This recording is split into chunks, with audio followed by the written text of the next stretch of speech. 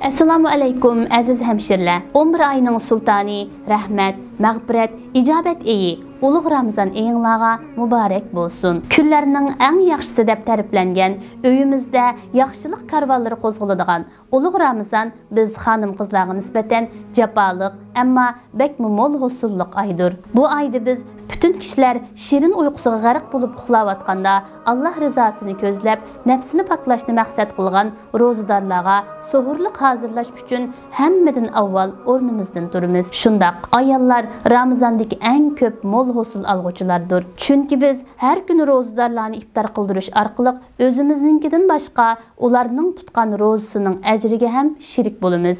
Sizlarga xush muborak bo'lsin. Payg'ambarimizning sizga xush bishorati bor. Kimki bu oyda bir ro'zadorni iftor qildirsa, uning gunohlari mag'firat qilinadi.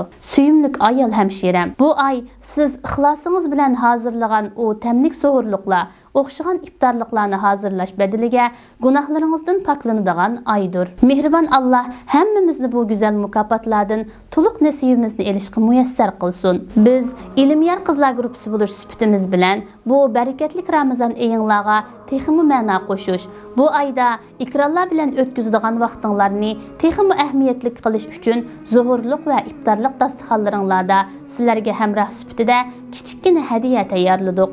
Ramazon oyi bo'yicha har 2 kunda bir Qur'on Karimda tilga elingan namunalik ayollar, mu'mina onalarimizning ulgulik va ibratlik hayot kartinasi haqida to'xtalgan ushbu saodatmand ayollar karvoniga qo'shilish maqsadi bilan tayyorlangan Ramazonlik programmamizni huzuringizga sunmoqchi bo'lyapmiz. Ramazon oyi bo'yicha har 2 kunda bir qatim tushdan keyin soat 2 da Qur'on Karimda zikr qilingan namunalik ayollar haqida Qur'ondagi ayollar nomli programmamiz huzuringizda bo'ladi. Allohdan xizmatlarimizga muvaffaqiyat, qarindoshlarimizga manfaatli qilib berishini so'raymiz.